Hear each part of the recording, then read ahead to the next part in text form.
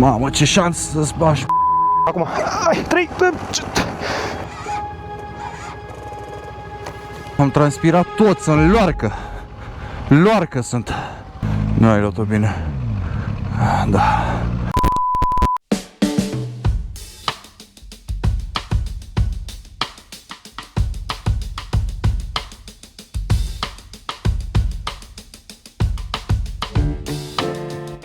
Salutare! Noi suntem NTP Adventure și ne-am gândit că primul episod ar trebui să fie unul simplu.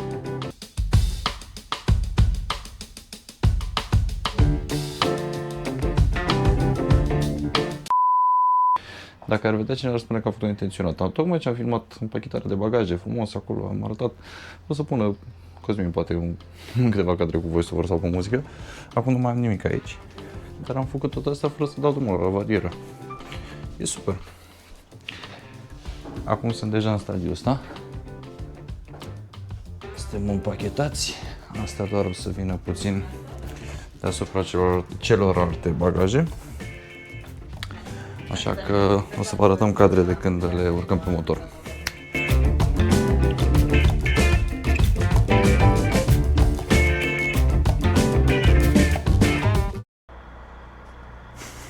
Stai mă, că am pus asta.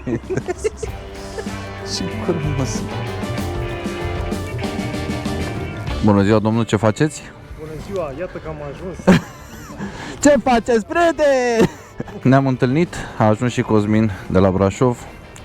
Acum ne punem la drum, unde o să avem parte de o seară de neuitat. Avem aici și escorta oficială. Zi-mă cum îi zicem, coloana oficială, care ne vor escorta până la vamă.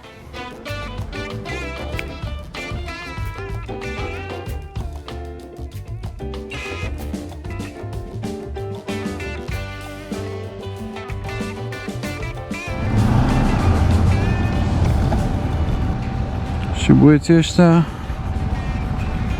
ce fac? Se întorc. Salut, salut. Aha. Știu, dar te bagi?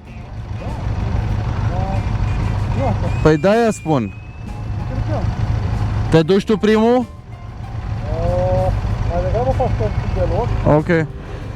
Hai că mă duc eu primul atunci. Dar mă refer că eu poate am loc, tu nu. Ce zici? E mai liber pe acolo? Mersi, mersi. Ai loc la limită. Da.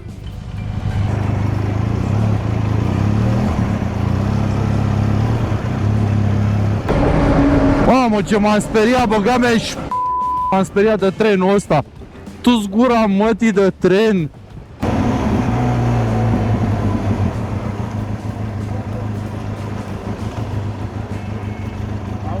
Nasol, bă, cu lateralele. Uite-te și tu. Ia uite-l. 700 negru. Mai frumos pe negru, scuză-mă. Nu, te-am întrebat în general cât ai prins cu ea. A, cât am prins? Clar, 160, foarte greu. Da, deci suntem la vamă, mă rog, să trecem podul. Problema e că ceva e un protest. Protestul de motocicliști făcut pe partea cealaltă din cauza costului de combustibil, drept pentru care ne-am strâns aici. Suntem nenorocire. Suntem efectiv oamenii stau de ceva timp și mai urmează să stea, că de-abia ce că a început acest protest. Să vedem cum ajungem, s-ar putea să ne prindă noaptea, deci vă ținem la curent. Cum e, domnul Cosmin? Spuneți. E frumoasă pe negru. Ce e mai frumoasă pe negru? În general. Ziceți și voi în comentarii care e mai frumoasă, CF Moto așa sau pe negru. Acum zi pe cameră că e mai frumoasă mea. Da, clar e mai frumoasă pe negru, mult mai frumoasă. În urmă ne-am decis că noi o să mergem, pentru că am tot văzut motoare și scutere venind din sens opus. Drept pentru care o să încercăm.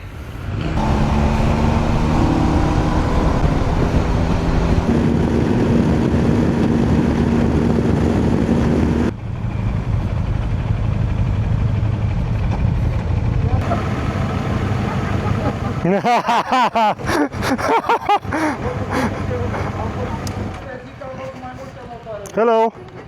Yes, yes, yes. About 10 minutes, no more. About 10 minutes? Okay, perfect. Thank you. Da, băieți, s-a schimbat ura la poliție.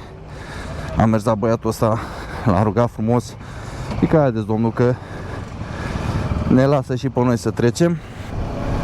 A sunat la colegii lui de la poliție și mi-a făcut semn. Doi! După un catralion de ani, cum niciodată nu se putea să fie perfect la noi, a fost protest la bulgari, chiar făcut de motocicliști timp de o oră, de la ora 6 la ora 7, fix cât ne trebuia nouă, astfel încât să duce pe tuneric la cazarea noastră. Așa că, da, foarte fain. Odată că am întârziat eu de la Brașov și am ajuns la 5 jumate când trebuia să ajung la 4, da, și acum am mai făcut o mică pauză, că de ce nu? Trec eu că domnul Cosmin nu cunoaște drumul. Pe aici trebuie să trecem noi, nu pe acolo. Aia este poartă de tiruri. De prost! De ce o las pe acolo? Ai mei se duc până... S-au dus până la zona de tiruri.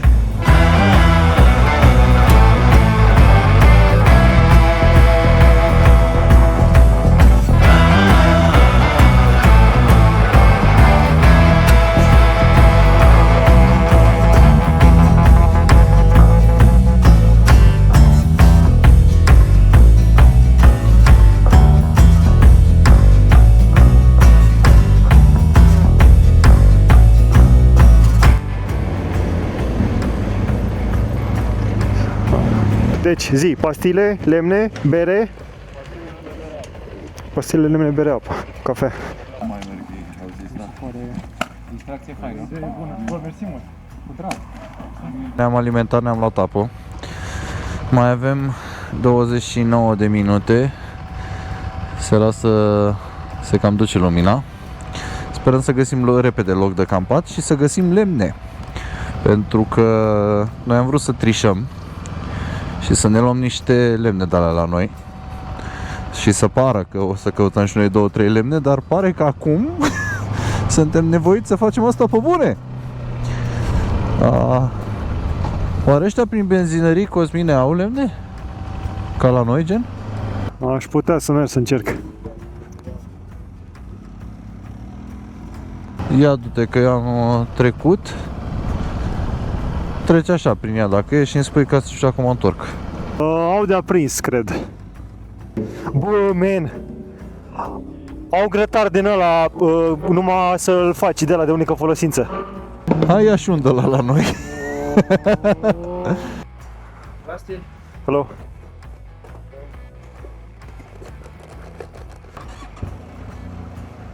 Mai avem 11 minute, 11 km până la capătul drumului de asfalt. Și de acolo nu știm, pentru că cum am gândit traseul, doar până aici am putut să merg și puțin pe Google Maps, iar după va trebui să mergem pe un drum,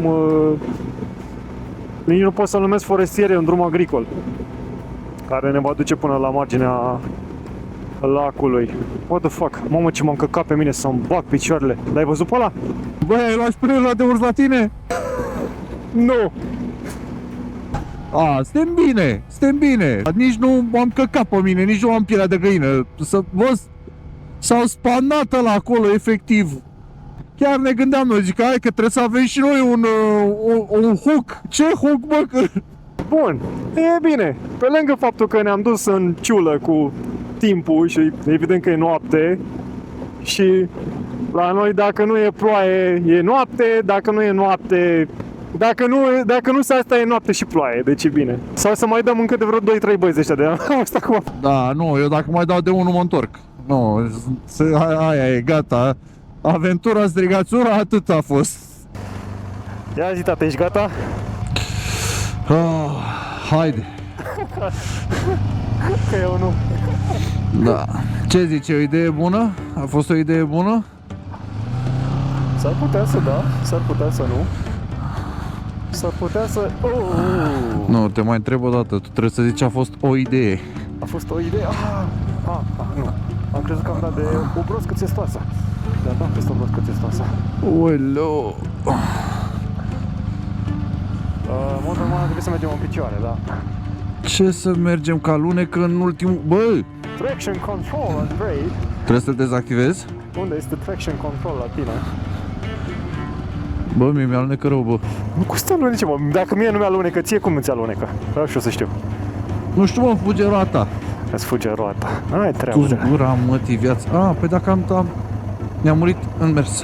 Ți-a venit motorul? Da. Aha. Eram în a doua. Bine și tu. Vezi, ai grijă mai în față, da? Ce nașpa. vorbești, mă? Aici ție nu-ți fuge roata, a? Ba da. Că mi-ai să-mi bag. Mie pică motorul. Sigur?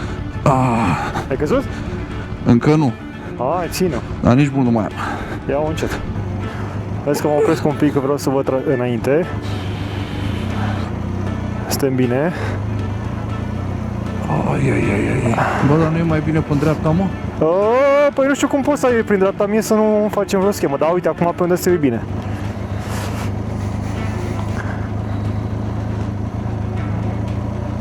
Hai mă, că e bine. Uite ce, acum e ca în palmă. Deci că e autostradă. Și cam cât avem pe drumul ăsta de gricol de mers? Bă, mi s-a închis telefonul. Nu cred. Nu, mi s-a închis telefonul gen ecranul. Dar nu mult. Nu foarte mult. Uite mă că am mers destul. Adică? Mai avem un pic. Cât mai avem, Cosmine? Să aproximezi în ochi. Cam încă pe atât, încă un sfert de pe atât. Mai mult decât am mers până acum. Mai avem cam, am făcut cam un sfert. Băgameș. Da. Ai făcut ca atunci când am mers pe munte. Hai că am mers ceva, da, am mers. Așa. Hai că luat. Haide. Am intrat cu ăsta în noroi. Bă, stai un pic că treaba nu e bună. Nu e bună că nu mai e zi, băga mea și Am intrat cu motorul în noroi și n-am cum să ies. Te-ai oprit? Da, nu am cum să ies. Ușor, nu te mai agita că vin eu. Dar de ce ai luat-o tu pe mijloc, te întrebi pe tine? N-am luat-o, mi-a fugit roata. Stai așa. Împing? Nu, mă, împinge-mă înapoi. Te trag? Trage-mă, da. Vrei să ne oprim puțin, să luăm o decizie? Nu-mi dau seama cât de mult mai e. N-am de să știu cum va fi mai încolo, îți dai seama. Dacă era zi, cred că eram altfel. Dacă era zi, măcar mai vedeam în perspectivă mai în față, așa. Deci, de aici, noi trebuie să ajungem aici.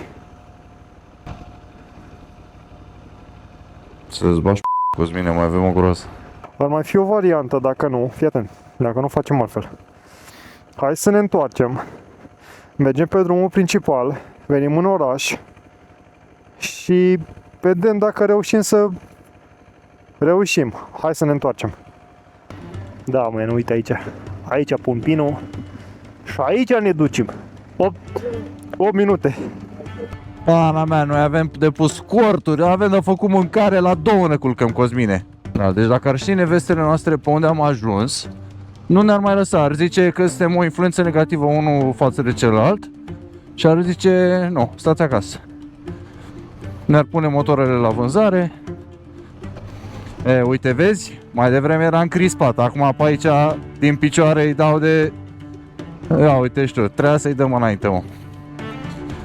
Trebuia să-i dăm noi înainte, zic eu. Asta o luăm pe undeva, pe unde știe Cosmin. Da, știe el, că el e de aici. El a mai fost.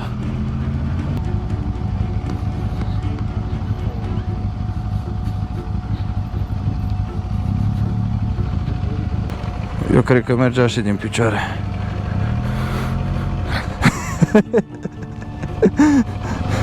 Ia zi, acum am prins curaj, știi? Tot ce-mi doresc este să nu avem pană după ce se termină toată treaba asta.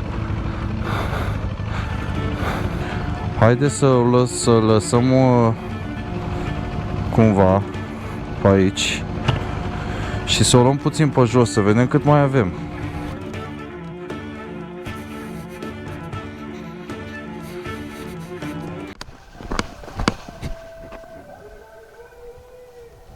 Dar cum ajung oamenii acolo, frate? Eu cred că mai este și un alt drum. Da, băieți, aventură, v-am zis, noi suntem foarte pregătiți. Noi mereu ne facem planul, știm unde ajungem, știm drumul. Dacă vreți să învățați de la noi, urmăriți-ne. Ia uite, și mă plângeam că n-am alergat azi. Te știți că Cosmin are casca, n-are camera pornită, dar și el la fete greu respira. Că l-aud.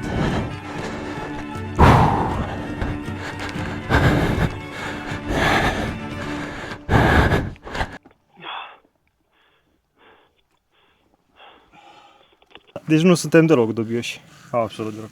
Da.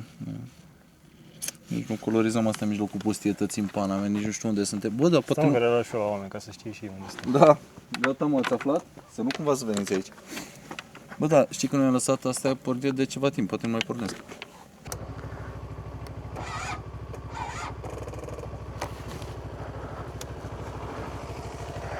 Nu pot să cred așa ceva. Deci, după ce că ne-am oprit în mijlocul pustietății, am stat cu farurile pornite ca să vedem ceva pe aici și al lui Cosmin nu mai pornește. Dar cum pana mea a putut să moară halul ăsta? Mai e și bateria nouă. De la căcatul ăla de proiectoare.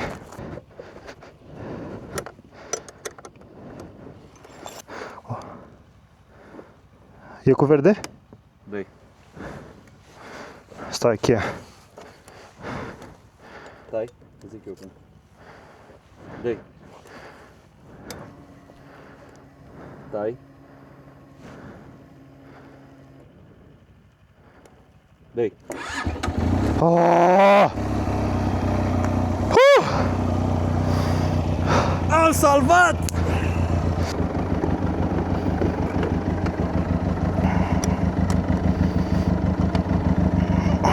Da, deci concluzia. Este foarte important să aveți la voi starter. În cazul în care ești un dobitoc, în cazul de față, ca mine, și scule.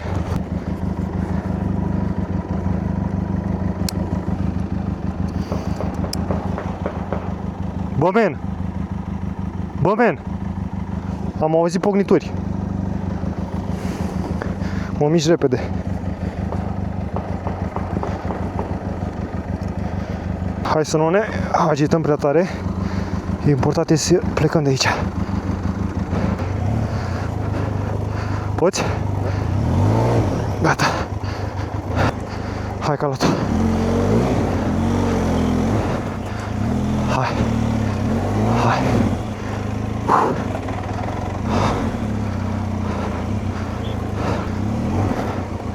Stai așa. Să-mi trag puțin duhul. Să-mi bag.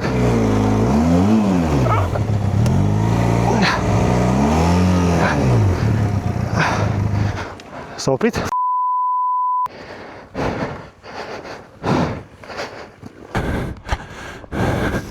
Stai că nu ai pus cricul, nu ai pus cricul.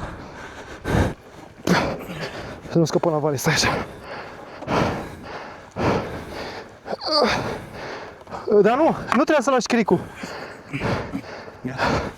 Așa. Lasă-o mai jos. Hai, amândoi. Vreau să pornesc. Pornește. Hai să-mi bag ce s-a întâmplat acum.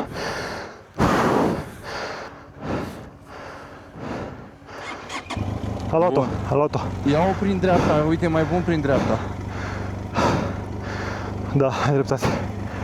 E și pe aici bun, dar nu e bun. Da, trebuie luat foarte încet. Îți zic eu care am căzut.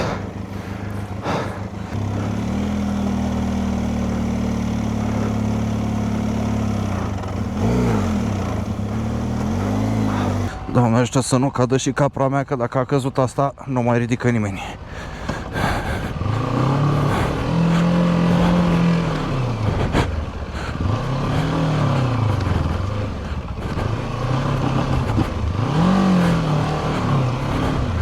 Îi dau în ea, nu o las. Mamă, ce șans să-ți bagi. Mi-a furat rota.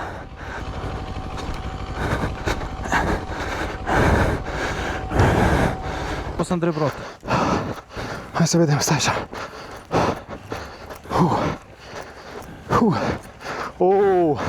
Să poată să meargă înainte, o împingi, adică mergi în față. Virat maxim, nu foarte tare. Ușor. Gata? 3, 2, 1. Balans, balans, balans. Balans. Acum. 3, 3, stai. 3, 2, 1 și... Nu. Ia mă, dacă mă duc mai în față, crezi că intru? Da, ești bine. Poți să mergi. Mergi mai pe margine, cum e mai pe stânga. Ești bine? Ok, și. Stai pe treabă, stai.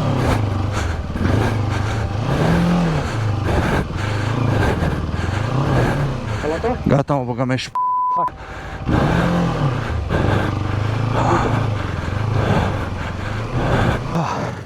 Ai grijă. Oh, dar alegi cele mai proaste locuri. Ca mine mai devreme. Ușor, ușor, ușor, ușor. Treci repede pe acolo să nu te înclini. Du-te, du-te, du-te, du-te. Ăla-i, bravo.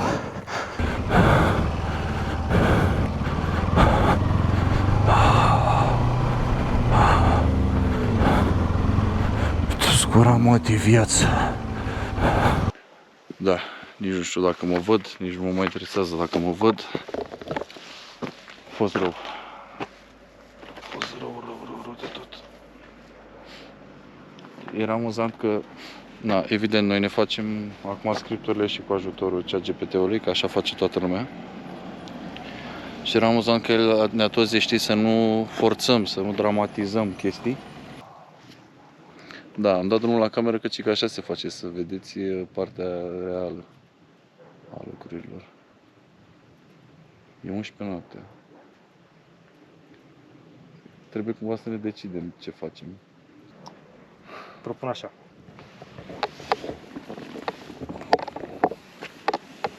La nivelul la care suntem. La nivelul la care suntem. Așa. Și la oboseala pe care o avem și nervii și toate astea. Da? Hai să mergem Acasă. nu acasă. E ce mai prostie de să mergem acasă. Să ne Păi, oprim. trebuie să mergem acasă. Doamne, dar putem să ne oprim și pe o margine să punem curturile și... Unde mă pe margine? Ești nebun la cap? Unde? Acolo. De unde am venit? Deci tu nu cred că vorbești serios. Ba da. Putem face și grătarul ăla. De grătarul ăla vrei să ne... Tu n-ai o scârbă de... Foame rău de tot. Ideea e că în situația asta oricum suntem. Oricum am trecut prin ce am trecut. Bine că am ieșit. Privește partea bună. Și dacă mai auzim pocnitori și acolo când ne întoarcem? Bă, m-am căcat pe mine. Și eu mă... Știi deci că atunci în mintea mea de handicapat eu n-am auzit pocnitori. Da, ce auzi? Eu am auzit tras de ceva. Nu era tras, erau pocnitori. Da, așa repede. Pa. Hai să uităm ca într-un moment această situație. De asta zic. Oricum suntem în situația asta. Mai rău de atât nu poate. Nu mai spune asta, să mor eu, nu mai spune. Până la urmă ne-am decis că încercăm să tragem undeva pe dreapta, ne-am liniștit puțin. După ce am pățit. S-a dus toată adrenalina. S-a instaurat frigul, că am transpirat foarte, foarte tare și mi s-a făcut foarte cald acolo. Și acum s-a intrat un frig în oase. Suntem obosiți. Și ăsta era primul episod de Adventure. Până la urmă și asta face parte din tură. Să știi că și când să renunți. Noi dacă eram mai departe de casă, cu siguranță căutam o cazare pe să ne retragem. Așa mai avem aproximativ 2 ore. Cert este că motociclismul nu e ce vedeți sau ce vedem pe Instagram și pe TikTok. Motociclismul e și despre asta. Da, dacă vrei, facem grătarul în fața blocului la mine.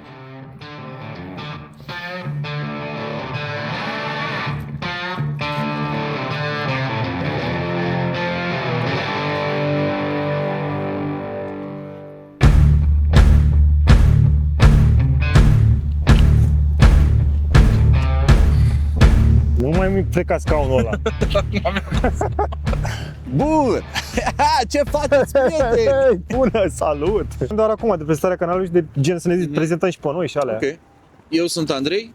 Eu sunt Cosmin. Amândoi nu avem nicio legătură profesională cu tot ce vrem să facem pe acest canal. Da. Suntem, cum s-ar numi, doi cetățeni. Doi cetățeni în toată regula. Un cetățean din Brașov, un cetățean din București. Altă piedică pe care o avem în acest canal, Absolut. în acest proiect cumva. Corporatiști, la bază. Corporatiști. Foarte mândri de pozițiile noastre. Da. Drept dovadă, uitați-ne într-o parcare la ce aici, Băneasa. Da. Planul era să dormim în Bulgaria. Tehnic am dormit acasă. Da. Eu ce trebuie să zic? Cred că asta e ideea când vine vorba de NTP Adventures. Nu ieșim să facem content, ieșim pentru aventură. Motiv pentru care aseară a trebuit să ne întoarcem. A fost cea mai înțeleaptă decizie pe care am putut să o luăm, pentru că deja era foarte târziu, eram foarte obosiți, ne-au dat foarte multe bătăi de cap drumurile pe care am fost, deja le-ați văzut, de unde tragem amândoi concluzia că aventura nu înseamnă mereu succes. Și oricum nu o să rămână așa. Locul ăla o să rămână nemesisul nostru și clar va trebui să ne întoarcem. Așa că rămâneți aproape, pentru că într-un episod viitor cu siguranță vom încerca din nou să facem off-camping în Bulgaria. Practic tot ce veți regăsi pe acest canal cu siguranță se va orienta sau va fi în jurul a zonei de adventure, atât că va fi moto sau hiking sau alergări montane, că suntem pasionați și de treaba asta. În sine pe noi ne pasionează și practic asta ne-a și unit de atâta timp. Practic toată ideea de aici a pornit. Da. A pornit de la noi doi, pentru că noi doi oricum făceam multe chestii și ne puneam în multe situații mai mult sau mai puțin safe. Da. Și atunci am zis, băi, să luăm și niște camere după noi, filmăm treaba asta, încercăm să le edităm, să le lipim și mai departe vedem ce iese. Deci nu uitați să vă abonați, să dați share, comment. Mai era ceva? Nu știu, că ăștia profesioniști au abonați, apăsați pe clopoțel ca să Da, primiți notificările de fiecare dată când postăm. Bine. Ne găsiți și pe TikTok și Instagram. De-aia am rupt acum, trebuie să pui aici TikTok-ul, aici Instagram. NTP Adventures. Adventures. Nici o tură fără ploaie. Nici o tură fără ploaie. Rămâneți aproape.